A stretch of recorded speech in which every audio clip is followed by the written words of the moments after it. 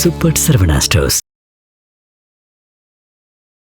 கள்ளக்குறிச்சி சாராய மரணங்கள் நடக்கும் பொழுது விஜய் அவங்களை நேரில் போய் பார்த்துட்டு வந்தாரு. பார்த்துட்டு வந்த பிறகு கிட்டத்தட்ட விஜயோட பிறந்த நாள் நேரம். அந்த என்னோட பிறந்த நாளை யாரும் கொண்டாட வேண்டாம், கள்ளக்குறிச்சி மக்களுக்காக நாம எல்லாம் ஒரு அஞ்சலி செலுத்தும் விதமாக என்னோட பிறந்த நாள் கொண்டாட வேண்டாம் சொன்னார். அன்னைக்கு சாயந்தரம் விஜயோடைய போட்டோ த்ரிஷா அவங்களுடைய இன்ஸ்டாகிராம் ஐடியில இருந்து ஒன்று வெளியானுச்சு. அதுல கப்பல்ல விஜயும் இவர்களும் ஏதோ தொலைதூர கப்பல்ல போயிட்டு இருக்க மாதிரி ஒரு போட்டோ. இதை பார்த்து அன்னைக்கு ஜானகிசாமி என்ன பேசுறாரு, அவருக்கு தப்பான வார்த்தையை அவங்க த்ரிஷா அவங்க மேல தப்பான வார்த்தை சொல்லி என்ன பேசுறாரு, என்ன நினைச்சிட்டு இருக்கு இது அப்படின்னு சொல்லிட்டு ஒரு தப்பான வார்த்தை சொல்லி பேசுறாரு. இது எவ்வளவு டேமேஜ் ஏற்படுத்துமா தெரியுமா பிரதர், இதெல்லாம் புரியுது, அதுக்கு அது ஏன் இந்த வேலையெல்லாம் பண்ணிட்டு இருக்கு அப்படின்னு சொல்லி பேசுறாரு. அப்போ ஜான் இதை சம்மட்டு சொன்னது மட்டும் இல்லைங்க, சில பேரை உட்கார வச்சு யூடியூப் சேனல்ஸ்ல பேச வச்சிருக்காரு.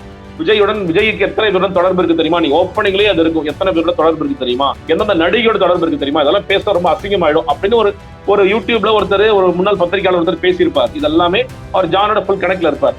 அவர் நீங்க யார் புஷி அவர்கள்லாம் இதெல்லாம் ரொம்ப நாளமா உடன்பட்டு செஞ்சுட்டு தான் இருக்காரு. ஏன் புஷி ஆனந்தா அவர் ரொம்ப பிடிச்சிட்டு இருக்காரு கெட்டியமா, ஏன் விஜய் நிறைய பேர் கேட்கறாங்க. பொதுச் செயலாளருக்கு லாயக்கே இல்லாத ஒரு நபர், எல்லோருக்குமே தெரியும், நீங்க யார வேணாலும் கேளுங்க. முதல்ல ஏன் புஷி ஆனந்த வச்சு எப்படிங்க அந்த கட்சி ஜெயிக்கும்? ரொம்ப சாதாரண நபர்ல இருந்து பெரிய அரசியல்வாதி வரைக்கும் கேட்கின்ற ஒரே கேள்வி இதுதான். ஆனா ஏன் புஷி ஆனந்த விட மாட்டேங்கிறாரு? செங்கோட்டையன் அவர்களே வந்தாலும் எனக்கு புஷி ஆனந்த கீழே தான் நீ செயல்படணும், யார் வந்தாலும் சரி புஷி ஆனந்த கீழே தான் செயல்படணும். ஏன், என்ன காரணம்? ஏன் அவர்கள பல ரகசியங்கள் பதிஞ்சு கிடக்கா, என்ன காரணம்? அப்போ இந்த மாதிரியான விஷயங்கள் எல்லாம் இவர்களுக்கு தெரியும். இன்னும் சொல்ல போனா குறிப்பா சங்கீதா அவர்கள் விஜய் அவர்களை கண்காணிக்க துப்பறியும் ஏஜென்சி தான் வச்சிருந்தாங்க அப்படிங்கிற மாதிரியான செய்திகள்லாம் வந்துட்டு இருக்கு. எந்த அளவு சார் உண்மைதாங்க, நான் தான் சொல்றேன், உண்மைதான்.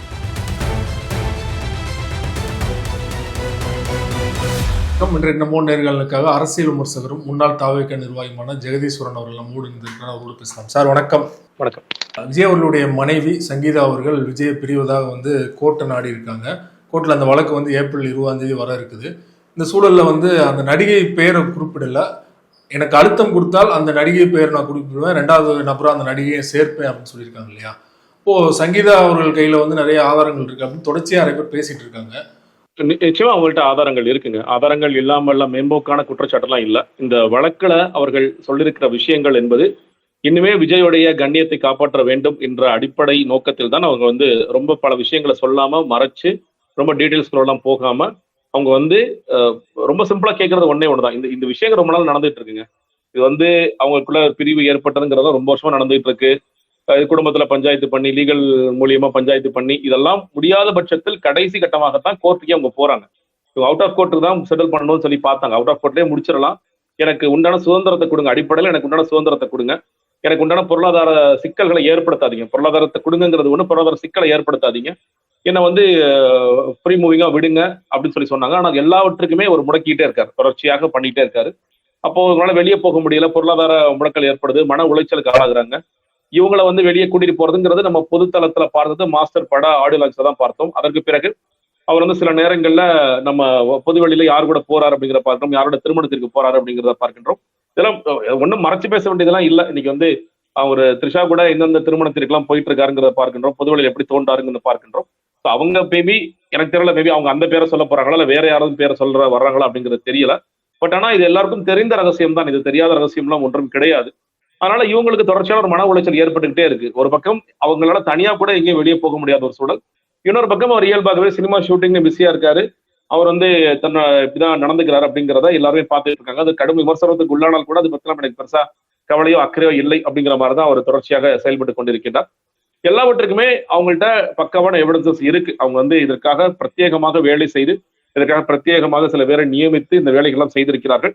அதுல அவன் சொல்றேன் இல்லையா, அதுல இன்னும் நிறைய மோசமான, எதிர்பார்க்க முடியாத அளவிற்கு பல விஷயங்கள் இருக்கின்றது. இவர் உண்மையிலே நாகரிகம் கருதி இது பெரிய பேசுபொருளாக ஆக்க வேண்டாம் அப்படிங்கிற நாகரிகம் கருதி இவர் நம்ம நம்ம நம்ம அவங்களோட பாயிண்ட் ஒன்னே ஒன்று தான், என்னை விட்டுருங்க, நான் யூகேக்கே போயிடுறேன். ஏன்னா இவ்வளவு நாள் நிறைய பேர் சொல்றது யூகேல இருக்காங்க, யூகே அவங்க இவ்வளவு யூகேலாம் இல்லை. இன்னைக்கு வரைக்கும் இந்த விவாகரத்து மனு போட்ட பிறகும் அதே வீட்டில் தான் இருக்கிறாங்க, மாடியிலையும் கீழையும் அவங்க இருக்கிறாங்க அப்படிங்கிறதான் உண்மையான விஷயம். அப்ப இப்ப ஒரு முடிவுக்கு வந்துட்டாங்க, நான் ஒட்டுமொத்தமா போயிடலான்னு ஒரு முடிவுக்கு வந்துட்டாங்க. இனிமேல் நீலாங்கரையிலையோ இல்ல சென்னையிலையோ இல்ல இந்தியாவில இருக்க வேண்டிய அவசியம் இல்லை, இனிமேலும் நம்ம இந்த மன உளைச்சலோட வாழ வேண்டிய அவசியம் இல்லை அப்படிங்கிற ஒரு இக்கட்டான சூழ்நிலையில் தனக்கு உண்டான பாதுகாப்பு, தனக்கு உண்டான நிவாரணம் அதை அவர் கோருகிறார். இதை விஜய் நினைச்சிருந்தா அவுட் ஆஃப் கோர்ட்லயே முடிச்சிருக்கலாம். ஏன்னா விஜய் விஜய்க்கு இல்லாத பணம் எல்லாம் ஒன்றும் பெருசா பணம் இல்லைன்னா சொல்ல முடியாது, எல்லாருக்குமே தெரியும். விஜய் அவரே சொல்றாரு, நான் கேரி விஷயத்தை விட்டுட்டு வர்றேன், நான் வந்து 200 கோடி 250 கோடி வாங்குறேங்கிற சொல்றாரு.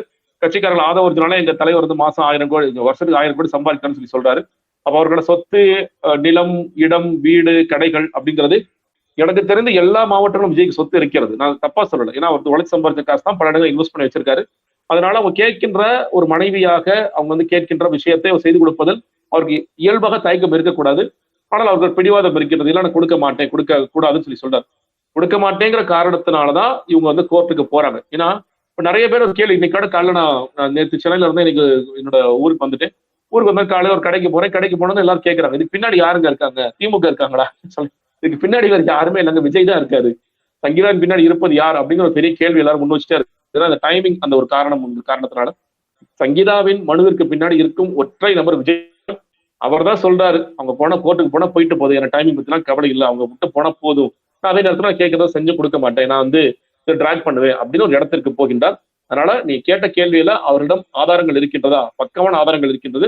அந்த ஆதாரங்கள்லாம் வெளிவராமல் பார்த்துக் கொள்வது விஜயோட அரசியல் வாழ்க்கைக்கு நல்லது நான் சொல்லுவேன். நீ வந்து ஏன்னா இப்ப டேமேஜ் ஆக ஆரம்பிச்சிருக்கு. இந்த டேமேஜ் ஒவ்வொருத்தரும் ஒரு மாதிரி எடுத்துக்கலாம். சில பேர் நம்பலாம், சில பேர் நம்புறாங்க, சில பேர் குழப்பம் வருது, சில பேருக்கு கேள்விகள் வருது.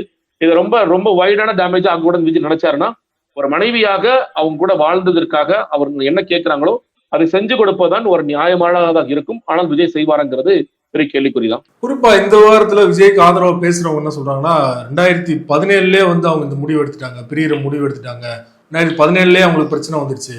இன்ஃபேக்ட் வந்து அந்த நடிகையோட தொடர்பு ஏற்பட்டனால வந்து இவங்களுக்குள்ள விவாகரத்து ஏற்படல, இவங்களுக்குள்ள பிரியிற அப்படி மைண்ட் செட் வந்ததுக்கு அப்புறம் தான் அந்த நடிகையோட தொடர்பு ஏற்படுது அப்படின்னு சொல்றாங்க இல்லையா? இது எந்த அளவு உண்மை? இல்லைங்க, அதாவது நீங்க நடிகர்கள் நடிகைகள் குறித்து எவ்வளவோ கிசுகிசுக்கள் வரும். சில நேரங்களில் சினிமாக்குள்ள வந்து எவ்வளோ விஷயங்கள் நடக்கும் அப்படிங்கிறது நமக்கு தெரியும். சில நேரங்கள் கிசுகிசு வரும். சில நேரங்களில் சில பேர் வெளியே வந்து ஆமான்னு சொல்லி சொல்லுவாங்க, சில பேர் அதை மறுத்துக்கிட்டே இருப்பாங்க, சில பேர் கடந்து போவாங்க அப்படிங்கிறது தெரியும்.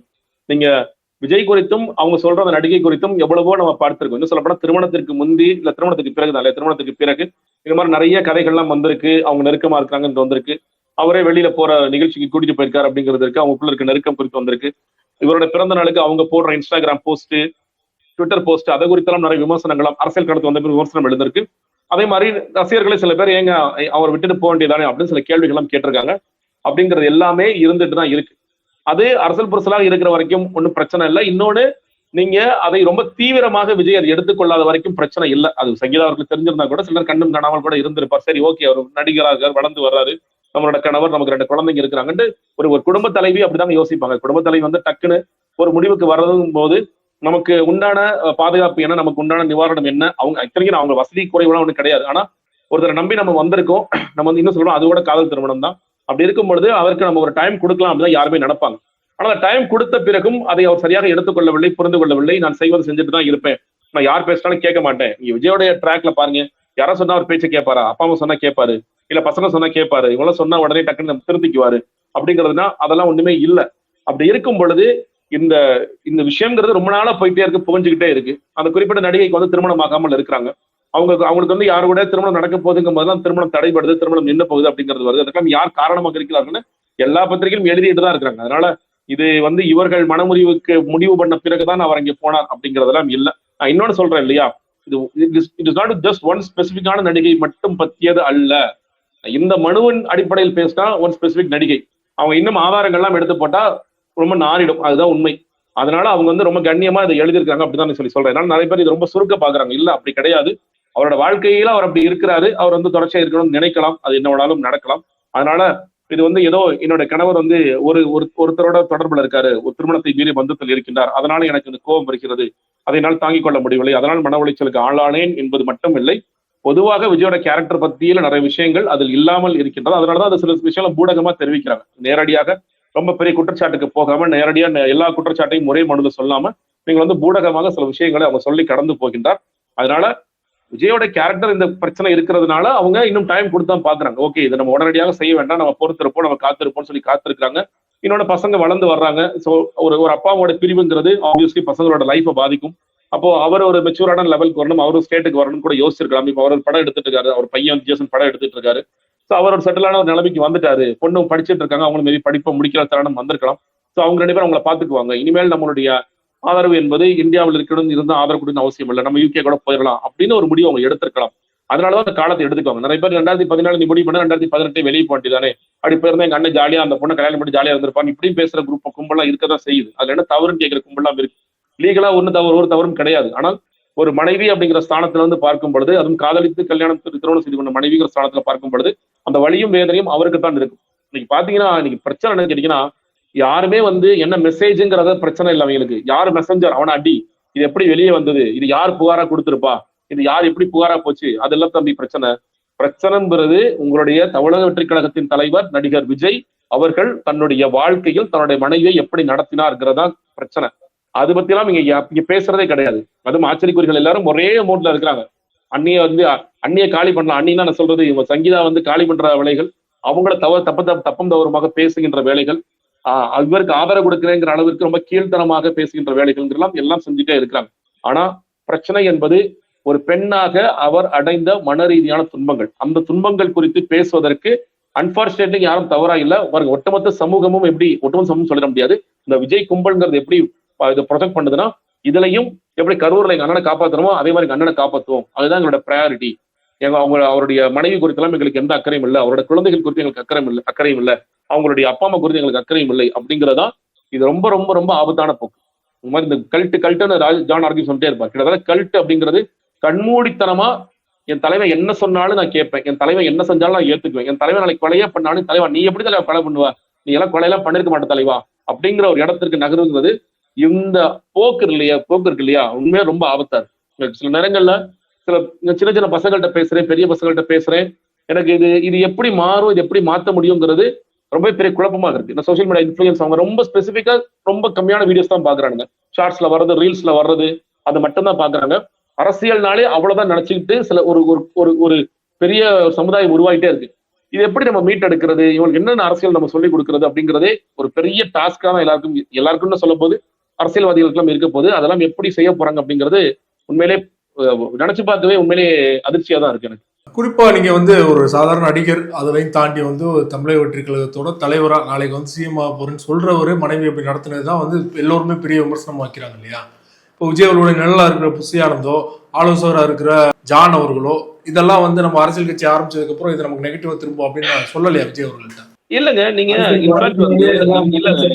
இல்ல நீங்க நிறைய பேருக்கு என்னன்னு கேட்டீங்கன்னா, இப்போ 2 வாரத்துக்கு முன்னாடியே நயினா நாகேந்திரன் வந்து த்ரிஷா வீட்டுல வந்து முதல்ல விஜய் வரணும்னு சொல்லி சொன்னாரு. அவர் எல்லாரும் ஊரே இழுத்து போட்டு அடிச்சது நம்ம எல்லாரும் பார்த்தோம். எல்லாரும் கண்ணனை தெரிவிச்சாங்க. அரசியல் ரீதியா எதிர்த்துங்க. கிட்டத்தட்ட இன்னைக்கு சங்கீதா அவர்கள் பெயர் சொல்லாட்டி கூட என்ன சொல்லியிருக்காரு அப்படிங்கிறத நம்ம பார்க்கின்றோம். நான் இதெல்லாம் விட்டுருங்க, ஜான் ஆரோக்கியசாமி என்னைக்கோ இதெல்லாம் பேச வச்சுட்டாரு. நான் சொல்றேன் இல்லையா, அந்த டாக்குமெண்ட்ரி எவிடன்ஸ்ல என்ன இருக்குங்கிறத ஜான் ஆரோக்கியசாமி தன்னுடைய ஆட்கள் மூலியமாக என்னைக்கோ விஜய் டேமேஜ் பண்ணிட்டாரு. அந்த வீடியோஸ் எல்லாம் இருக்கு. அது பெருசா மேபி இவங்க பிரபலப்படுத்தாம இருக்கிறாங்க, அவ்வளவுதான். அவரோட ஆட்கள் ஏன்னா அவருக்கு ஒரு காலத்துல ஜானுக்கு வந்து எப்படியாவது புஷியை காலி பண்ணணும்னு ரொம்ப கங்கணம் கட்டிட்டு இருந்தாரு. புஷியை காலி பண்ற நேரத்துல அவர் வந்து விஜய் பத்தி நிறைய கிசுகிசுக்களை உண்மைகளை வந்து அவர் பகிர்ந்தார். நிறைய பேர் எனக்கு இந்த விஷயங்கள்லாம் எனக்கு எப்படிப்பா தெரியும், ஜான் தான் சொன்னாரு. என்ன விஷயங்கள் அவர் என்ன வெளிப்படையா பேசினாரு ஜான் அவர் சொல்றேன் இல்லையா, அவரோட பர்சனல் லைஃப், விஜயோட பர்சனல் லைஃப் என்ன, விஜயோட பர்சனல் லைஃப் என்ன நடக்குது. இன்ஃபேக்ட் ரொம்ப ஸ்பெசிஃபிக்கா சொல்றேன். இப்ப கள்ளக்குறிச்சி சாராய மரணங்கள் நடக்கும் பொழுது விஜய் வந்து அவங்கள நேரில் போய் பார்த்துட்டு வந்தாரு. பார்த்துட்டு வந்த பிறகு கிட்டத்தட்ட விஜயோட பிறந்த நாள் நேரம். அந்த என்னோட பிறந்த நாளை யாரும் கொண்டாட வேண்டாம், கள்ளக்குறிச்சி மக்களுக்காக நாம் எல்லாம் ஒரு அஞ்சலி செலுத்தும் விதமாக என்னோட பிறந்த நாளை கொண்டாட வேண்டாம் சொல்லி சொன்னார். அன்னைக்கு சாயந்தரம் விஜயோடைய போட்டோ த்ரிஷா அவங்களுடைய இன்ஸ்டாகிராம் ஐடியில இருந்து ஒன்று வெளியானுச்சு. அதுல கப்பல்ல விஜயும் இவர்களும் ஏதோ தூரம் கப்பல்ல போயிட்டு இருக்க மாதிரி ஒரு போட்டோ இன்ஸ்டாகிராம்ல ஏதோ பாட்டெல்லாம் போட்டிருந்தாங்க. எனக்கு சரியா ஞாபகம் இல்லை, அந்த பாட்டு எனக்கு ஞாபகம் இல்லை, பட் இது நடந்துச்சு, ட்விட்டர்லயும் போட்டிருந்தாங்க. இதை பார்த்து அன்னைக்கு ஜானகிசாமி என்ன பேசுறாரு, அவருக்கு தப்பான வார்த்தையை அவங்க த்ரிஷா அவங்க மேல தப்பான வார்த்தையை சொல்லி என்ன பேசுறாரு, என்ன நினைச்சிட்டு இருக்கு இது அப்படின்னு சொல்லிட்டு ஒரு தப்பான வார்த்தை சொல்லி பேசுறாரு. இது எவ்வளவு டேமேஜ் ஏற்படுத்துமா தெரியுமா பிரதர், இதெல்லாம் புரியுது, அதுக்கு அது ஏன் இந்த வேலையெல்லாம் பண்ணிட்டு இருக்கு அப்படின்னு சொல்லி பேசுறாரு. அப்போ அந்த நேரத்துல சொல்றாரு அவர் வந்து என்னென்ன அவரோட பர்சனல் லைஃப்ல நம்ம சொன்னேன் இல்லையா, டாக்குமெண்ட்ரி எவிடன்ஸா சங்கீதா என்ன வச்சிருக்காங்களோ அந்த விஷயங்கள்லாம் சொல்லியிருக்காரு. நான் இதெல்லாம் ஏன் இவ்வளவு சில பேர் கேட்கிறாங்க, ஏன் இப்ப திடீர்னு நீ வன்மத்தோட பேசுறியா, நீ வந்து வேணும்னு பேசுறியா? தம்பிகளா, இது எப்பயுமே எனக்கு தெரிஞ்ச விஷயம் தான். ஆனா இதை நான் பேச வேண்டிய தருணம்ங்கிறது எப்பயுமே வந்தது இல்லை. நம்ம ஏன் பேசணும்? நமக்கு விஜய்ங்கிற அரசியல்வாதி என்ன தவறு செய்கின்றார் அதை விமர்சனப்படுத்துவோம். விஜய்ங்கிற ஒரு நபர் எவ்வளவு தப்பான நபராக அரசியல செயல்பட்டு இருக்காரு, மனிதநேயம் இல்லாத நபராக இருக்காரு, இதெல்லாம் நம்ம பேச வேண்டிய அவசியம் இருக்கிறது. இது பேச வேண்டிய தருணம் என்பது ஏற்படவில்லை. இன்னைக்கு சங்கீதா அவர்களே இதை போட்டு உடைச்ச பிறகு, அது ஒரு மனு தாக்கல் பண்ணிய பிறகு, அவங்க கிட்டத்தட்ட கோர்ட்டுக்கே ஏறின பிறகு இதை இன்னும் மறைத்து பேச வேண்டிய அவசியம் இல்லை. அதனாலதான் பேச வேண்டிய ஒரு அவசியம் ஏற்படுகிறது. ஜான் இது எல்லாத்தையுமே சொல்லியிருக்காரு. ஜான் இதை சம்மட்டு சொன்னது மட்டும் இல்லைங்க, சில பேரை உட்கார வச்சு யூடியூப் சேனல்ஸ்ல பேச வச்சிருக்காரு.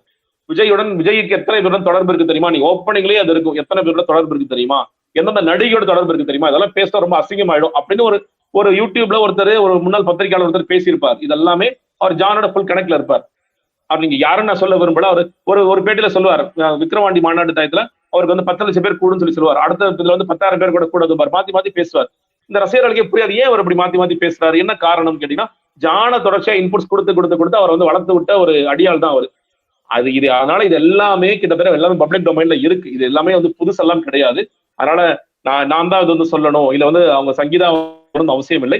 இதெல்லாம் ஜான் போன்றவர்கள், புஸ்ஸி போன்றவர்களுக்கு எல்லாம் எல்லாமே தெரியும். இன்னும் சொல்ல போனா புஸ்ஸி அவர்கள்லாம் இதெல்லாம் ரொம்ப நாளமா உடன்பட்டு செஞ்சுட்டு தான் இருக்காரு. ஏன் புஸ்ஸி ஆனந்தா அவர் ரொம்ப பிடிச்சிட்டு இருக்காரு கெட்டியமா? ஏன் விஜய் நிறைய பேர் கேட்கறாங்க. பொதுச் செயலாளருக்கு லாயக்கே இல்லாத ஒரு நபர், எல்லோருக்குமே தெரியும். நீங்க யார வேணாலும் கேளுங்க. முதல்ல ஏன் புஸ்ஸி ஆனந்தா எப்படிங்க அந்த கட்சி ஜெயிக்கும்? ரொம்ப சாதாரண நபர்ல இருந்து பெரிய பெரிய அரசியல்வாதி வரைக்கும் கேட்கின்ற ஒரே கேள்வி இதுதான். ஆனா ஏன் புஸ்ஸி ஆனந்த் விட மாட்டேங்கிறாரு? செங்கோட்டையன் அவர்களே வந்தாலும் எனக்கு புஸ்ஸி ஆனந்த் கீழே தான் நீ செயல்படணும், யார் வந்தாலும் சரி புஸ்ஸி ஆனந்த் கீழே தான் செயல்படணும். ஏன்? என்ன காரணம்? ஏன் அவர்கள பல ரகசியங்கள் பதிஞ்சு கிடக்கா? என்ன காரணம்? அப்போ இந்த மாதிரியான விஷயங்கள் எல்லாம் இவர்களுக்கு தெரியும். இன்னும் சொல்ல போனா இதெல்லாம் என்கரேஜ் பண்ற ஆட்களாகவே இவர்கள் இருந்துகிட்டு இருக்கிறாங்க. நீங்க ஒரு காலத்துல எஸ்ஏசி சார் கூட இருந்த பழைய டீம் என்பது ரொம்ப கண்ணியமாக இருக்கக்கூடிய, விஜயை சரியான பாதையில் இழுத்து செல்லக்கூடிய டீம். அந்த டீமை விட நம்ம வந்து நினைச்சபடி வாழலாம், நினைச்சபடி எங்க வேணாலும் போகலாம் அப்படின்னு ஒரு இடத்திற்கு புஸ்ஸி ஆனந்த் மாதிரியான ஆட்கள் இவரை வந்து என்கரேஜ் பண்றதுனாலதான் பழைய டீமை ஃபுல்லா காலி பண்ணி இந்த டீமை கொண்டு வராரு. புஸ்ஸி ஆனந்த் ஒரு டீமை ஃபுல்லா வருது. அது இன்னைக்கு வேற ஒருத்தர் அந்த இடத்துல ரீப்ளேஸ் பண்ணி வேற ஒருத்தர் உட்கார்ந்துட்டு இருக்காரு. ஸோ இது தொடர்ச்சியா நடந்துகிட்டு தான் இருக்கு. அதனால இதெல்லாம் அவர்கள் கண்டிக்க மாட்டார்களா? அவர்கள் இன்னொன்னுங்க, அரசியல் ரீதியாக ஜான் சொல்லிருக்கலாம், சார் இது தப்பான டைமிங் சார் சொல்லி சொல்லிருக்கலாம். ஆனா விஜய் எப்படி யோசிக்கிறாரு? போனா அவங்க போறாங்க, நமக்கு என்னங்க, எனக்கு வேற சில எண்ணங்கள் இருக்கு. இது எனக்கு இன்னும் சொல்ற வசதியான விஷயம். நான் இது ஒரு காரணமா வச்சு லீகலா ஒரு செப்பரேஷன் வந்துருச்சுன்னா நான் அடுத்த கட்ட நடவடிக்கை எடுக்கலாம்னு கூட அவர் யோசிக்கலாம். அப்ப அவருக்கு அரசியல் இந்த நேரத்துல சரியா தப்பா அப்படிங்கிறது அவருக்கு பெருசா ஆர்வம் இல்லை. இன்னொன்னு, இதை திசை திருப்ப கும்பல் வச்சிருக்காங்கல்ல. இப்போ நீங்க உண்மையிலே பாருங்களேன், வந்த உடனே சொல்ற, நேத்து தொடர்ச்சியா பேசிட்டே இருக்கேங்க, திமுகவிற்கு ஓட்டு போடுற பசங்க, திமுக ஓட்டு போடுற பெண்மணிகள் நேத்து யாருங்க இது பண்ணிருப்பா, திமுக தான் பண்ணிருப்பான்னு கேக்குறாங்க. எல்லாருமே அப்படி ரொம்ப இயல்பா கேட்கறாங்க, திமுக தான் காரணம். ஆனா அவங்க தலைவர்கள் ஓட்டு போடுற ஆட்கள் கிடையாது. திமுக தானே, உண்மையை சொல்லுங்க யாருங்க அப்படின்னு என்கிட்ட கேட்கறாங்க. திமுக ஏங்க பண்ணணும்? அவங்க என்ன வேலை வெட்டி இல்லையா? இந்த வேலையை பண்ண வேண்டிய அவசியம் இந்த நேரத்தில் ஏதாவது இருக்கு அவங்களுக்கு? அவங்க பாட்டு ஏதாவது பூத் போரல் மாநாடு போட்டோம், மகளிர் மாநாடு போட்டோம். நீங்க வந்து இன்னைக்கு திமுக விஜய் ஒரு த்ரெட்டா பாத்துதான் இந்த எலெக்ஷன் நிச்சயமாக என்னை பொறுத்த வரைக்கும் இல்லவே இல்லை. நீங்க 2ஆம் கட்ட தலைவர்கள் பேசுறாங்க, மறைமுகமாக உதயநிதி ஸ்டாலின் பேசுறாங்க, எல்லாமே ஃபியூச்சர்ல விஜய் வித்ஸ்டாண்ட் பண்ணிட்டாருன்னா, ஒருவேளை தேர்தலுக்கு பிறகு வித்ஸ்டாண்ட் பண்ணிட்டாருன்னா, வேலை பார்த்தாருன்னா, மக்களுக்காக களமிறங்கி வேலை செஞ்சாரு, தொடர்ச்சியா அறிக்கைகள் இருக்காரு, தொடர்ச்சியா அரசியல்ல இருந்தாருன்னா ஒரு த்ரெட்டா மாறக்கூடிய வாய்ப்புகள் இருக்கு. உதய் அகேன்ஸ்ட் விஜய் அப்படிங்கிறது போகக்கூடிய வாய்ப்புகள் இருக்கு ஒரு சமயத்துல. ஆனா இந்த தேர்தலில் என்ன பொறுத்த வரைக்கும் விஜய் ஒரு ஸ்பாயிலர். விஜய் ஸ்பாயில் பண்ற வாக்குகளால திமுக நல்ல வெற்றியை பிறந்தா நான் பார்க்கிறேன். திமுக இருக்கிறவங்க நிறைய பேர் அப்படி பார்க்கிறாங்க. திமுக எல்லாம் சொல்றது ரொம்ப கோரா இருக்கிறவங்களும் அப்படிதான் பாக்குறாங்க. ஆனா இன்னைக்கு வந்து டக்குன்னு இதை திசை திருப்புறதுக்கு நமக்கிட்ட ஒரு நல்ல டீம் வச்சிருக்கோம். இதுல இன்ஸ்டாகிராம்ல ஒரு இன்ஃபுளுசர்ஸ் குரூப் வச்சிருக்கோம், நீங்க ட்விட்டர்ல நல்ல குரூப் வச்சிருக்கோம், நம்ம சோசியல் மீடியா நல்ல குரூப் வச்சிருக்கோம். இது வந்து பார்க்க வெளியில இருந்து பார்க்கிற ஆட்களும் திமுக தான் பண்ணிருப்பாங்க போல இருக்குப்பா அப்படின்னு அது திசை திருப்புறதுக்கு ஆட்கள் இருக்கின்ற காரணத்தினால உண்மையிலேயே விக்டிமான சங்கீதாவை விக்டிமைஸ் பண்ணிட்டு இருக்காங்க. கிட்டத்தட்ட பல நேரங்கள பேசியிருப்போம். நீங்க வந்து பாலியல் குற்றத்துல ஒரு விக்டிம் ஒருத்தர் காவல் நிலையத்துக்கு போகும்பொழுது நீ ஏமா அங்க போன, நீ ஏமா அவனை நம்பி போனன்னு கேட்கிற மாதிரி இப்ப எல்லாரும் என்ன கேட்கறாங்க, நீ ஏன் அந்த டைவர்ஸை கொடுத்த, நீ ஏன் அந்த டைவர்ஸை இந்த நேரத்துல கொடுத்த, நீ ஏன் எங்க தலைவர் மேல பழி சொல்ற அப்படின்னு இவங்க எல்லாம் கேள்வி எழுப்பிட்டு இருக்காங்க. அப்போ ஒரு பக்கம் பெண்கள் பாதுகாப்பு, பெண்கள் முன்னேற்றம், பெண்கள் சமத்துவம் பேசுகின்ற விஜய் உண்மையில என்ன பண்ணிட்டு இருக்காரு, தன்னோட வீட்டுல இருக்கின்ற மனைவி அவங்க பத்தி யாரு என்ன அவதூறு பேசினாலும் அதை பத்தி எனக்கு கவலை இல்லை. நீங்க குறைந்தபட்ச மரியாதைங்க, நீங்க 99 இருந்து இப்போ வரைக்கும் இன்னைக்கு வரைக்கும் வீட்டுல தான் வாழ்ந்துட்டு இருக்காங்க. இந்த சக மனுஷிக்கு நம்ம குறைந்தபட்ச மரியாதை என்பது, நீ போறீங்களா போங்க, நான் கேஸ்ல நான் வந்து லீகலா நான் சண்டை போடுறேன், அது வேற. ஆனா உன் மனைவியை பத்தி அவதூறு பேசுறாங்கல்ல, அட்லீஸ்ட் ஜானார்கிஸ் அப்படி சொல்லி அந்த அவதூறு நிப்பாட்டுங்க, ஜெகதீஷ் பழனிசாமி சொல்லி அவரை நிப்பாட்டுங்கன்னு சொல்லுவாரா, இல்ல அதை பண்ணுங்கப்பான்னு சொல்லி என்கரேஜ் பண்ணி விடுவாரா? இவர் தான் என்ன பண்றாரு, நான் பெண்களுக்கு பாதுகாப்பு, நான் தான் பெண்களுக்கான அரண், நான் தூய சக்தி, நான் வந்து பெண்களுக்கு பாதுகாப்பு சக்தி அப்படின்னு சொல்லிட்டு அவர் பேசிட்டு இருக்காரு. எவ்வளவு முரணான வாழ்க்கையை விஜய் வாழ்ந்துட்டு இருக்காரு பாருங்க. இதுதான் நமக்கு எதுன்னு கேட்டீங்கன்னா, இப்போ விஜய் மாதிரியான சக்திகள் ஏன் வர வேண்டும்னு என்ன மாதிரியான ஒருத்தர் ஆசைப்பட்டாங்கன்னா, விஜய் ஒரு மாற்றா இருப்பாரு. ஓகே, எனக்கு திமுக மேல பிரச்சனைகள் இருக்கு, எனக்கு வந்து ஊழல் குற்றச்சாட்டுகள் இருக்கு, திமுக மேல வந்து சில பிரச்சனைகள் இருக்கு, அதிமுக மேல சில பிரச்சனைகள் இருக்கு. அப்ப ஒரு மாற்றாக ஒரு நல்ல பிளாட்ஃபார்மா ரஜினிகாந்த் வரும்போதோ அல்ல விஜய் வரும்போதோ நம்ம பார்க்கின்றோம். ஆனா நான் உங்களோடலாம் பெரிய அயோக்கியண்டா அப்படின்னு ஒருத்தர் வரும் பொழுது நம்ம இதெல்லாம் பேச வேண்டிய கட்டாயத்துக்கு தள்ளப்படுறோம். அவ்வளவுதான் சிம்பிள். விஜய் ரொம்ப நேர்மையா ஒழுக்கமா எல்லாம் இருந்தாருன்னா வரட்டுங்க. நான் இப்பயே சொல்றேன், விஜய் வரட்டுங்க. விஜய் உண்மையிலேயே டாக்ஸ்ல ஏமாத்துறது இல்ல. விஜய் வந்து தன்னோட குடும்ப வாழ்க்கையில ரொம்ப கரெக்டா இருக்காரு. அப்பா அம்மா பக்கத்துல வச்சு பாதுகாக்கிறாரு. அப்பா அம்மா எங்க கூப்பிட்டாலும் போறாரு. தன்னோட பசங்களை வீட்டை விட்டு வெளியே அனுப்பாம வீட்டிலே வச்சுக்கிறாரு. பையனுக்கு ஒரு உதவினா உடனே ஓடி வந்து செய்யறாரு. பையனுக்கு ஒரு அப்பா ஒரு கடமை செய்யறாரு. உதவி கூட கடமை செய்யறாரு. தன்னோட மனைவிக்கு வந்து உண்மையா இருக்காரு அப்படின்னு ஏதாவது இருந்திருந்தா நம்ம இதெல்லாம் பேச வேண்டிய அவசியமே இல்லை. விஜய் பத்தி எங்க அவதூறு பேசுறோம்னு நம்ம கடந்து போகலாம். ஆனால் நீ வந்து யாருக்கு மாற்றன்னு சொல்றியோ அவங்க எல்லாம் கூட இவ்வளவு அயோக்கியத்தனம் பண்ணல. ஆனா நீ உச்சபட்ச அயோக்கியத்தனம் பண்ற. எல்லா அயோக்கியத்தனையும் பண்ணிட்டு என்ன சொல்ற, நான் ரொம்ப நல்லவன் வேஷம் போடுறேன். அப்போ இந்த மாதிரியான வேடதாரிகளை நம்ம எக்ஸ்போஸ் பண்ணி தான் ஆகணும். வேற வழி இல்லை. எனக்கு இதுல அவசியமான நம்ம இதெல்லாம் உட்காந்து பேசிட்டு இருக்கணுங்கிறது, ஒரு தடவை அவதூறு பண்ணணுங்கிறது, இந்த மாதிரியான வேடதாரிகளை வேற வழியே கிடையாது. ஏன்னா இவங்க நாளைக்கு பொது வாழ்க்கைக்கு வந்து எவ்வளவு குடும்பத்தை சீரழிப்பாங்க. இவங்க நாளைக்கு பொது வாழ்க்கைக்கு வந்து இந்த தமிழ்நாட்டை எவ்வளவு சீரழிப்பாங்க. யாரோட சீரழிக்கிறான்னு சொல்லி நீ வர்ற, நீ அவனோட நீ மோசமா இருக்கன்னா அப்ப நீ யார் அப்படிங்கிற கேள்விக்காகத்தான் இதெல்லாம் பேச வேண்டிய அவசியமாகிறது. குறிப்பா பலரும் வந்து பேசுறது ஜெகதீஷ் தான் முக்கியமான காரணம். ஜெகதீஷ் வந்து எப்போ விஜய் கிட்ட சேர்றாரோ சேர்ந்ததுக்கு அப்புறம் தான் இந்த மாதிரி விஜய் நிறைய சர்ச்சைகள்ல சிக்கிறாரு, நிறைய அடிகளோட தொடர்பு ஏற்படுது அப்படின்லாம் வந்து நிறைய குற்றச்சாட்டுகள் நீங்க நேர்ல இருந்து பார்த்துருப்பீங்க. நீங்க கூட கொஞ்ச காலம் டிராவல் பண்ணனால உங்களுக்கு தெரிஞ்சிருக்கும் இல்லையா, ஜெகதீஷ் பழனிசாமி எந்த அளவுக்கு ஒரு இன்ஃபுளுன்சரா இருக்காரு விஜய் அவர்கள்? இல்லங்க, நீங்க ஜெகதீஷ் பழனிசாமி இல்லைங்க, நான் சொல்றேன் புஷி ஆனந்தே அந்த வேலையை தான் பார்த்துட்டு இருக்காருன்னு நான் சொல்றேன். நீங்க வந்து இப்போ ஜெகதீஷ் வந்து லேட்டஸ்ட் புஷி 2.1 வச்சுக்கோங்க, அவ்வளவுதான். இல்ல வந்து ஜெகதீஷ் வந்து புஷியை வந்து ஜெகதீஷ் 1.1 வச்சுக்கோங்க, அவ்வளவுதான். பெரிய வித்தியாசம்ல வேறுபாடுகள்லாம் ஒன்றும் இல்லை. இன்னைக்கு அந்த ரூட்டுங்கிற நிறுவனத்தின் மூலியமாக அவர் என்ன செய்ய முடியுமோ அந்த வேலைகளை செஞ்சுட்டு இருக்காரு. அதுதான் அவரால என்ன பண்ண முடியுமோ பண்ணிட்டு இருக்காரு. சர்ச்சைகளுக்குள்ள சிக்க வச்சுட்டு தான் இருக்காரு. தொடர்ச்சியா அதை நடந்துட்டு தான் இருக்கு. ஏன்னா விஜய் அந்த இடத்தை கொடுக்கிறார். எதன் அடிப்படையில் கொடுக்கின்றார் அப்படிங்கிறது எல்லாருக்கும் அதான் சொல்றேன் இல்லையா, யாரை எப்படி கரெக்ட் பண்ணணும் அப்படிங்கிற விஷயத்த தொடர்ச்சியா அவங்க பண்ணிட்டே இருக்கிறாங்க. அதை விஜய் அவருக்கு அது அந்த அந்த வாழ்க்கை என்பது, அந்த தனிப்பட்ட வாழ்க்கை என்பது அவர் பிடித்திருக்கிறார், அது ஏற்றுக்கொள்கிறார். அதை வந்து சரி ஓகே கேரி அவுட் பண்ணலாம். நமக்கு யாரும் கேள்வி வைக்க கூடாது. நம்மளை யாரும் நம்ம தலைக்கு மேல நின்று யாரும் எதுவும் பேசக்கூடாது. நம்ம நினைச்சபடி நம்ம வாழ்க்கையை வாழணும், நம்ம நினைச்சபடி இருக்கணும். அப்ப அதற்கு ஆதரவாக 2 பேர் இருக்காங்க. நமக்கு ஒரு துன்பம் வந்தாலும் எதுவுமே புரியாம வளர்றதற்கு, நம்மளை தூக்கி பிடிச்சு நிற்பாட்டுறதுக்கு தற்கொலைகள் நம்ம லட்சக்கணக்கான பேர் வச்சிருக்கோம். நம்ம வந்து அண்ணாக்காக உயிரை கொடுக்கணும், அண்ணா வந்து அண்ணா தப்பே செஞ்சிருக்க மாட்டாரு, அண்ணி தான் ரொம்ப மோசம், நாங்க வந்து தேவைப்பட்ட தங்கச்சியா இருப்போம், தேவைப்பட்ட மனைவியா மாறுவோம் அப்படிங்கிற ஒரு கும்பலை நம்ம வளர்த்து வச்சிருக்கோம். அப்படி இருக்கும் பொழுது தானே இந்த தப்பு பண்ணுவான் அவருக்கு. அதனால அதெல்லாம் பிரச்சனை இல்லை. அதனால வந்து நீங்க வந்து இந்த மாதிரி சர்ச்சைகளுக்கு தொடர்ச்சியாக விஜய் அவர் கூட இருக்கிற இந்த சர்க்கிள், அந்த ரொம்ப க்ளோஸ் சர்க்கிள்ங்கிறது எப்பொழுதே துணை போயிட்டு தான் இருக்கிறாங்க. ஏப்பா இவ்வளவு பேசுறோம்ல, இப்ப இந்த அவரோட நண்பர் வட்டம் இருக்க, நண்பர் வட்டத்துக்கு தெரியாதா? அவங்க கேட்டிருக்க மாட்டாங்களா, கண்டிச்சிருக்க மாட்டாங்களா, இதெல்லாம் வேண்டான்னு சொல்லிட்டு அவங்க பேச்ச அவர் கேட்டாரா? ஏன் அப்பா அம்மா அட்லீஸ்ட் வந்து கிறிஸ்துமஸ் போதோ இல்ல மற்ற நேரங்களிலோ வருஷத்துக்கு ஒரு முறையாவது எல்லாரும் ஒரு ஃபேமிலியா எல்லாரும் கூடுறாங்கன்னு சொல்றாங்க. அந்த நேரத்துல ஒரு கேள்வி எழுந்திருக்காதா? இல்ல சங்கீதா அவர்களே எத்தனை முறை தன்னுடைய மாமனார் மாமியிட்ட முறையிட்டு இருப்பாரு, தன்னுடைய அப்பா அம்மா எத்தனை தடவை முறையிட்டு இருப்பாரு, தன்னுடைய பசங்களுக்கு அவர் சொல்றாருல, பசங்களுக்கு எவ்வளவு பெரிய மன உளைச்சல் ஏற்படுதுன்னு சொல்றாருல. அப்ப அவரோட பையன் வந்து அவர் எவ்வளவு மன உளைச்சல் அவரு சினிமால இருக்காரு. சினிமால இருக்கும்போது தன்னுடைய தந்தையை குறித்து அவர் அவசர புதுசாக பேசப்படுது. நீங்க பாருங்க, இன்னைக்கு வரைக்கும் ஜேசன் ஓகே எங்க அப்பா வந்து பெரிய அரசியல் தலைவர் எங்கேயாவது பேசியிருக்காரா, இல்ல எழுதியிருக்காரா, இல்ல அப்பா அட்லீஸ்ட் ஃபாலோ பண்ணிருக்காரா என்ன எங்கேயாவது? அவர் ஃபாலோ கூட பண்றது இல்லை. நான் உண்டு தனிப்பட்ட வாழ்க்கை உண்டு சொல்லி போயிட்டு இருக்காரு அவரு. அவங்களோட பொண்ணு வந்து வர்றாங்க, பேசுறாங்க, போறாங்க, அவங்க ஏதோ படிச்சுட்டு இருக்காங்க அப்படிங்கறத நம்ம பார்க்க முடிகிறது. அப்படி ஒரு லைஃபை வந்து ஒரு லீட் பண்றாரு கேட்டீங்கன்னா, எனக்கு என்னை சுற்றி இருப்பவர்கள் என்னை காப்பாற்றிக் கொண்டே இருப்பார்கள். நான் சந்தோஷமா ஜாலியா இங்க இருக்கும் போதும் அன்னை கஷ்டப்பட்டாரா, அன்னை தூங்கினாரா, அன்னை சாப்பிட்டாரா, அன்னை அழுதுட்டு இருக்காரா அப்படின்னு கேட்கிறதுக்கு ஒரு பெரிய தற்கொலை கும்பலை நான் உருவாக்கி வச்சிருக்கேன். அதுக்கு சைக்காலஜிலாம் அதெல்லாம் ஸ்டடி பண்ண வேண்டிய ஒரு கும்பல், அந்த மாதிரி கும்பலை ஏற்படுத்தி வச்சிருக்கேன். அப்ப எனக்கு என்ன கவலை? அதனால அதை பத்தி விஜய் பெருசா அலட்டிக்கவோ கவலையோ படவே மாட்டார். குறிப்பா எஸ்ஐசி கூட இருந்த வரைக்கும் இந்த மாதிரி சிக்கல விஜய் சர்ச்சையில சிக்கல நல்லா தான் போயிட்டு இருந்தது. எஸ்ஐசி எப்போ வந்து விஜய்கிட்ட வந்து கொஞ்சம் ஓரம் கட்ட போறாரோ அதுக்கப்புறம் தான் இந்த மாதிரியான பிரச்சனைகள் வருது. இன்ஃபேக்ட் வந்து கட்சி தொடக்க விழால இருந்து எல்லா விழாவுக்கும் சும்மா ஒரு ஃபார்மாலிட்டிக்காக வந்து கூப்பிட்டு உட்கார வச்சிருக்காரு. மற்றபடி அவங்களுக்குள்ள பேச்சுவார்த்தையே இல்லை. சமீபத்துல புது வீடு கட்டி எஸ்ஐசி போகும்போது கூட அந்த விழால கூட விஜய் அவர்கள் கலந்துக்கலாம் அப்படிங்கிற மாதிரியான தொடர்ச்சியா சர்ச்சைகள்லாம் வந்துகிட்டு இருக்கு. என்ன சார் நடக்குது அவங்களுக்குள்ள? என்ன பிரச்சனை? இல்லைங்க, நீங்க தன்னுடைய அப்பா தன்னுடைய பையனுக்கு ஒரு அரசியல் ஆசை இருக்குங்கிறத புரிஞ்சுக்கிட்ட பிறகுதான் ஒரு கட்சி ஆரம்பிக்கிறார். சரி, எதிர்காலத்துல பையன் வந்து இந்த கட்சிக்கு தலைமை ஏற்பான். அப்ப நம்ம இப்ப வந்து தலைவராக தானும் பொதுச் செயலாளராக தன்னுடைய மனைவியும் பொருளாளராக வேற ஒரு நிர்வாகத்துல இயக்கத்துல இருக்கிற ஒருத்தரையும் போட்டு இந்த கட்சி ஆரம்பிக்கிறார். விஜய்க்கு அரசியல் ஆசை இல்லைன்னு சொல்லவே முடியாது. அரசியல் ஆசை அப்பயும் இருக்கு. இன்னும் சொல்லப்போனா என்கிட்ட ஜான் சொல்லும் போது 2021 ரஜினி சார் வராட்டி அப்பயே விஜய் சார் வந்திருப்பாருன்னு சொன்னார். அதுதான் அவர் சொன்ன ஸ்டேட்மெண்ட். அப்படி இருக்கும் பொழுது அவசரமாக போய் தன்னோட தந்தை மேல வழக்கு தொடுக்கிறார்.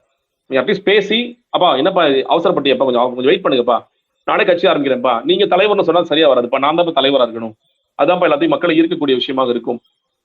கேஸ் கொடுத்து எனக்கு எங்க அப்பாவுக்கு எந்த சம்மந்தமும் இல்லைன்னு சொல்றது, இந்த கட்சியில போய் யாரும் சேராதீங்கன்னு சொல்றது அப்படின்னு அப்பாவை எவ்வளவு இகழ முடியுமோ இகழ்ந்துட்டு இருக்கார் ஒரு பக்கம். இன்னைக்கு வரைக்கும் நீங்க சொல்ற மாதிரி கொடியேற்ற நிகழ்வு, நீங்க வாங்க முன்னாடி உட்காந்துக்கோங்க, மதுரை விக்கிரவாண்டி மாநாடு, கீழே சேர் போட்டு உட்கார வைக்கிறேன், மதுரை மாநாடு மேல உட்கார வைக்கிறேன், தேவைப்பட்ட நேரத்துல ஒரு ப்ராப்பர்ட்டி மாதிரி அவளை பயன்படுத்திட்டு அப்புறம் தூக்கி எறிஞ்சிருவோம். இதுதான் விஜய். ஆனா அவங்க எங்கேயும் விட்டு கொடுக்கறது இல்ல.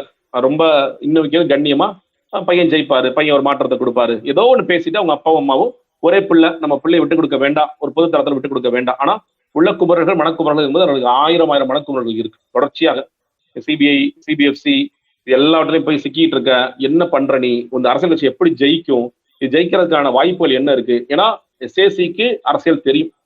விஜய் ஒரு சைபர்னா எஸ்ஏசி 100. அவருக்கு தெரியாத அரசியல் இல்ல. நிச்சயமாக அரசியல் தெரியும், வரலாறு தெரியும், ஒரு கட்சி ஜெயிப்பதற்கு என்ன தேவைங்கிறது தெரியும், ஒரு மாநாடு எப்படி கூட்டணுங்கிறது தெரியும், எல்லாமே அவருக்கு தெரியும். ஆனால் விஜய் ஒரு காலத்திலும் அவருடைய உதவியை நாடக்கூடாது அப்படின்னு ஒரு ஈகோ பிரச்சனை இருக்காரு. அந்த ஈகோ பிரச்சனை ஏன் வருது? புசியானந்த் போன்றவர், நான் சொல்றேன் இல்லையா, அந்த முதல் டீமை காலி பண்றாரு. ஏன் காலி பண்றாரு? முதல் டீம் ஒரு நியாயமா சில கேள்விகளை கேட்குது. நீங்க வந்து பிளாக்ல ஒரு நாள் தான் டிக்கெட் வித்தா போதும், 2 நாள் டிக்கெட் விற்க கூடாது, அதெல்லாம் வந்து தேவையில்லாத சிக்கல்கள் ஏற்படும். ஆனா புசியானந்த் என்ன பண்றாரு? சாரி, பிளாக்லங்கிற ரசிகர் மன்றம் கரெக்ட் பண்ணிக்கோங்க. அந்த பழைய டீம் என்பது ரசிகர் மன்ற காட்சிகள் ஒரு நாள் ஓட்டா போதுங்க, 2வது நாள் ஓட்ட வேண்டாம்னு சொல்லுது. புசியானந்த் 2 நாள் நம்ம காசு பார்க்கலாம். அன்னைக்கு நான் சொல்றது ஒரு 200 ரூபா டிக்கெட் வச்சுக்கோங்களேன். 200 ரூபா டிக்கெட்டை வந்து 200 ரூபா தான் உச்சபட்சமே டிக்கெட். ஒரு 60 ரூபா 70 ரூபா டிக்கெட்டை நம்ம 200 ரூபாய்க்கு விற்கலாம், 300 ரூபாய்க்கு விற்கலான்ட்டு அதில் எவ்வளவு காசு பார்க்கலாம், எவ்வளவு கமிஷன் பார்க்கலான்ட்டு புசியானந்த் போன்றவர்கள் மாற்றியார்கள். புசியானந்த் போன்றவர்கள் கொஞ்சம் கொஞ்சமாக என்ன பண்றாங்க, குடும்பத்துக்குள்ள பூந்து நீங்க வந்து எஸ்ஏசி அவர்களே வெளியே அனுப்புற வரைக்கும் பார்த்துட்டாங்க. அப்போ அவர் ஏன் வெளியே அனுப்பிச்சாங்க? விஜய் தான் இஷ்டப்படி விருப்பப்படி எப்படி வாழ வேண்டும் என்று நினைக்கின்றாரோ அதற்கு ஒத்து ஊதக்கூடிய ஜிஞ்சா அடிக்கக்கூடிய ஒரு ஆளாக புசியானந்த் இருக்கின்ற காரணத்தினால் விஜய் அதை ஏற்றுக்கொண்டு பழைய டீமை காலி பண்ணு சொல்லி அவருக்கு ஃபுல் ஃப்ரீடம் கொடுக்குறாரு. அவர் பழைய டீமை காலி பண்றார். அப்போ அந்த பழைய டீம் காலி பண்றதோடைய பிரச்சனைனால என்ன ஆயிடுன்னு கேட்டீங்கன்னா, ஒரு பக்கம் விஜயை கேள்வி கேட்பதற்கு யாரும் இல்லை, விஜய் தந்தை அவர் பக்கம் இல்லை, யாருமே இல்லாம விஜய் வந்து எப்படி இருக்காரு, நான் இஷ்டப்படி வாழ்வேன், அப்பா அம்மா யாரும் கேள்வி கேட்க முடியுமா, எனக்கு கேள்வி கேட்க கூடாது, வேற யாரும் கேள்வி கேட்க முடியுமா, யாரும் கேள்வி கேட்க கூடாது. அப்போ எஸ்ஐசி அவர்கள் வெளியே போனது என்பது விஜயோட தனிப்பட்ட வாழ்க்கையில அவருடைய வந்து சில சிற்றின்பங்களுக்கு பெரிய பயனுள்ளதாக இருக்குன்றலாம். ஆனா இன்னைக்கு அரசியலே தெரியாம என்ன பண்றோன்னு தெரியாம ஒரு திசை நோக்கி போயிட்டு இருக்காரு இல்லையா, அதற்கு எஸ்ஏசி இல்லாத மிகப்பெரிய இழப்பா தான் நான் பார்ப்பேன். குறிப்பா சங்கீதா அவர்கள் விஜய் அவர்களை கண்காணிக்க வந்து துப்பறியும் ஏஜென்சி தான் வச்சிருந்தாங்க அப்படிங்கிற மாதிரியான செய்தி எல்லாம் வந்துட்டு இருக்கு. எந்த அளவு சார் உண்மை? உண்மைதாங்க, நான் தான் சொல்றேன், உண்மைதான். நான் அதான் சொல்றேன், இந்த மனுவில் அவர்கள் குறிப்பிட்டுள்ளது, இன்னும் சொல்லப்போனா நடிகை பேர் கூட கண்ணியம் கருதி குறிப்பிடாமல் இருப்பதுங்கிறது, அவர் இந்த மனு வச்சு நான் உன்னை மிரட்டுறேன், இந்த மனுவை வச்சு நான் உன்னை வீழ்த்துறேன், இந்த மனுவை வச்சு உன்னை நான் அரசியல் வாழ்க்கை காலி பண்றேன், எதுவுமே அவரோட நோக்கம் அல்ல. நான் கேட்ட உரிமையாக நான் கேட்கின்ற விஷயத்தை செய்து கொடு அப்படிங்கிற மட்டும் தான் அவங்களோட பாயிண்ட். அவங்களுக்கு இது அரசியல் நேரம் அதெல்லாம் எதுவுமே கிடையாது. அவங்கள்ட்ட இதை விட பன்மடங்கு இருக்கு. அதெல்லாம் நம்ம இப்ப வெளியே சொல்லி அவரை நம்ம பேச வேண்டிய அவசியம் இல்லை. அது அவதூறா போயிடும் சொல்ல போனா, அப்படி அதெல்லாம் எடுத்து கொடுத்தாங்கன்னா பின்னாடி யாராவது ஏற்கிறாங்க, வேணும்னே விஜய் மேல பண்றாங்க அப்படி கூட நம்ம சொல்லலாம். ஏன்னா அதுலயும் கூட உண்மைதான், அவங்க எது சொன்னாலும் உண்மையா சொல்ல போறாங்க. அவங்க மறைச்சு வச்சு பேச வேண்டிய அவசியம் எல்லாம் எதுவுமே கிடையாது.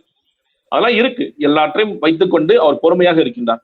ஏன்னா அவர் ஒரு ஸ்டேஜுக்கு வந்துட்டார். ஏன்னா இப்ப நீங்க சண்டை போட்டு அவர் மேல வந்து நம்ம இந்த விஷயத்தெல்லாம் சொல்லி குற்றச்சாட்டை வச்சு நம்ம சேர்ந்து வாழ போறோம் அப்படின்னா வேற.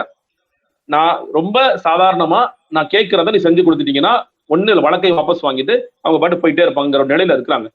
அப்படி இருக்கிற காரணத்தினால அதெல்லாம் அவர்கள் தேவைப்பட்டால் வெளியிடுவார்கள். ஆனால் இந்த மாதிரியான இன்வெஸ்டிகேஷன் வச்சு ஏஜென்சிஸ் வச்சு அவங்க பண்ணது எல்லாமே உண்மைதான். இது அடுத்த கட்டமா எப்படி சார் இப்போ 20 வழக்கு வருது இல்லையா, மியூச்சுவலா வந்து விஜய் வந்து இது பண்ணிடுவார் நினைக்கிறீங்களா? ஜீவனாம்சம்லாம் ஓகே பண்ணிடுவாரா? என்ன நடக்கும் நினைக்கிறீங்க? இல்லங்க, நீங்க விஜய் வந்து டெக்னிக்கலி என்ன பண்றாரு கேட்டீங்கன்னா, இந்தியன் கோர்ட்ஸ்ல மேபி சங்கீதா கேட்கின்ற அமௌண்ட் வந்து பெருசாக தெரியலாம். அவங்க எப்படி பாக்குறாங்க, யூகேல நான் போய் செட்டில் ஆக போறேன், யூகேல செட்டில்மெண்ட் அப்படிங்கும் போது ஒரு ஹையர் காம்படிஷன் கேட்கலாம்.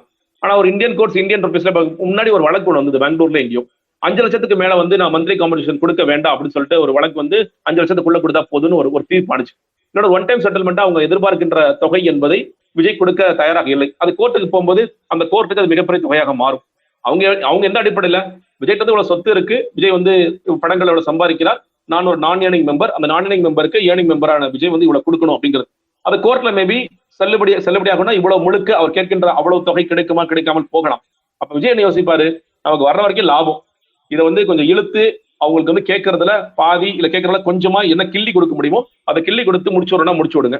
இல்லையா நம்ம வந்து கோர்ட்டுக்கு போறதுனா போய்க்கலாம், நம்ம கண்டினியூ பண்றதா பண்ணிக்கலாம் அப்படிங்கிற இடத்துக்கு தான் வருவார் நினைக்கின்றேன். மியூச்சுவலா வரணும் அப்படின்னா சங்கீதா வைக்கிற டிமாண்ட் விஜய் ஒத்துக்கணும்.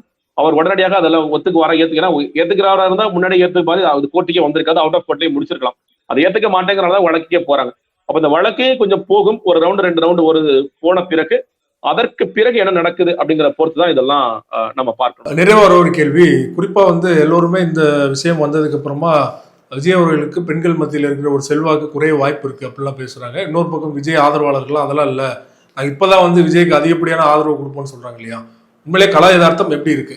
இல்லைங்க, நம்ம ஒண்ணு இந்த ட்விட்டர் உலகத்தை விட்டு வெளியே வந்து இந்த சோசியல் மீடியா உலகத்தை வெளியே வந்தா இந்த உலகம் வேற மாதிரி இருக்கு ஒண்ணு. ஆனா இதை சொல்றேன் இல்லையா, அப்ப நான் பாக்குறவங்க சில பேர் நிறைய பேர் கேட்டாங்க அப்படிங்கிறது, அதுல ஒரு ஒரு டிஃபரன்ஸ் என்னால பார்க்க முடியுது. திருமணமான பெண்கள் யாரேனும் விஜய்க்கு வாக்களிக்கலாம் என்று நினைத்திருந்தாங்கன்னா அவங்கள்ட்ட ஒரு மாற்ற சிந்தனை வருது. அது அது ஸ்டாண்ட் பண்ணுமான்னு தெரியல, எனக்கு எலெக்ஷனுக்கு ஸ்டாண்ட் ஆகுமான்னு தெரியல, பட் அவங்க மாற்ற சிந்தனை வந்திருக்கு. ஏன்னா அவங்களுக்கு தன்னுடைய கணவனால இல்ல பொதுவாக ஆம்பளைங்களால ஏற்படுற இந்த சிக்கல், இந்த மாதிரியான பிரச்சனைகள், இந்த மாதிரி மன உளைச்சல்கள் என்பது அவர்களுக்கு ஓரளவுக்கு தெரியும். அப்ப அவங்க பொருத்தி பார்ப்பாங்கல்ல, தன்னுடைய வாழ்க்கையும் சங்கீத வாழ்க்கையும் பொருத்தி பார்ப்பாங்கல்ல. அப்ப ஒரு பெண்மணி வந்து தன்னோட கணவர் மேல இந்த மாதிரி ஒரு புகார் கொடுக்குறாருன்னா சும்மா எல்லாம் கொடுக்க மாட்டார். அவர் சொல்ற மாதிரி ரொம்ப காலமா இந்த பிரச்சனை இருக்குங்கிறது ஊர்வலத்துக்கே தெரியும். அப்ப இந்த நேரத்தில் அவர் கொடுக்கிறார் அப்படிங்கும்போது விஜய் எவ்வளவு மோசமானவராக இருக்கின்றார். விஜய் ஒரு பக்கம் பெண்கள் பாதுகாவலன்னு சொல்லி பேசுறாரு, சம உரிமை பேசுறாரு, சமத்துவம் பேசுறாரு. ஆனா ஒரு மனுஷியா கூட அவனை ட்ரீட் பண்ணல அப்படிங்கறத அவனோட மனுவில் வந்து புரிஞ்சுக்க முடியுது அப்படின்ட்டு குடும்ப தலைவியாக இருப்பவர்கள், மிக குறிப்பாக திருமணமான பெண்கள் அப்படி யோசிப்பார்கள், யோசிக்கிறாங்க. சில பேர் என்கிட்ட பேசுறாங்க, எனக்கு ஒரு மாற்றம் வந்திருக்கு. ஆனா அந்த குடும்பத்துல இருக்கிற திருமணமாகாத ஒரு கல்லூரி படிக்கின்ற மாணவியோ அல்லது இப்பதான் வேலைக்கு போகின்ற மாணவியோ அவங்க வந்து இல்ல எங்க அண்ணன் தான் சிறந்தவர், எங்க அண்ணன் தான் பெஸ்ட், எங்க அண்ணி வேணுனே வந்து இப்படி பண்றாங்க அப்படின்னு, இது எல்லாமே திமுக சதி, இந்த கரூர்ல 38 பேர் விசவசிப்படி தான் நீங்க கொண்டீங்க அப்படிங்கிற மாதிரி சில தற்கொலைகள் இருக்கு இல்லையா, அந்த மாதிரியான நபர்கள் இருக்கத்தான் செய்கிறார்கள். ஒரு டிவிஷன் வந்திருக்கு.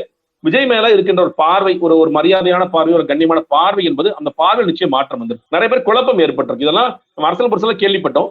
இன்னைக்கு ஒரு பெண்மணி அவங்க மனைவியே சொல்லிருக்காங்க அப்படிங்கும்போது இதில் உண்மைத்தன்மை இல்லாமல் இது எப்படி வரும் அப்படிங்கிற ஒரு பெரிய கேள்வியையும் குழப்பத்தையும் ஏற்படுத்தி இருக்கு. சொல்ற மாதிரி இந்த திருமணமான பெண்கள் மேபி ஒரு பின்வாங்கக்கூடிய வாய்ப்புகள் இருக்கின்றது.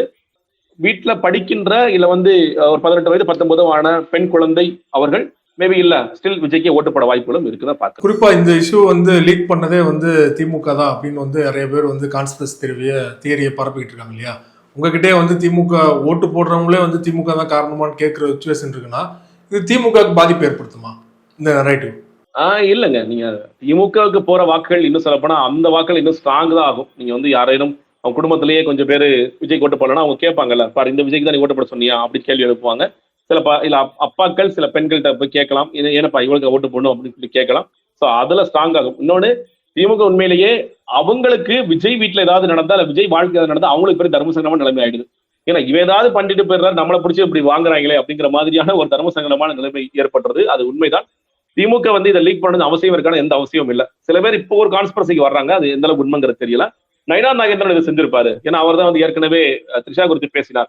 அவர் வந்து எல்லாரும் வந்து திட்டினாங்க, ரவுண்டு கட்டி அடிச்சாங்க, அவரால் தாங்கிக்க முடியல. அப்ப அவரு கூட இன்ஃபுளுன்ஸ் பண்ணீங்கன்னா கோர்ட்ல இந்த டாக்குமெண்ட் போகல, ஏன்னா கோர்ட் சீல் அதுல இல்ல. கோர்ட் சீல் இருந்ததுன்னா கோர்ட் அந்த டாக்குமெண்ட் போயிருக்குன்னு சொல்லி சொல்லலாம். கோர்ட் சீலுக்கு அப்புறம் அந்த டாக்குமெண்ட் போயிருச்சுன்னா கோர்ட் வந்து தொலைச்சு கட்டிடும். அவ்வளவு ஈஸியா எல்லாம் யாரு இதை பண்ணாங்கன்ட்டு அந்த ரெஜிஸ்டார் யாரு நிறைய சிக்கல்கள் ஏற்படும்.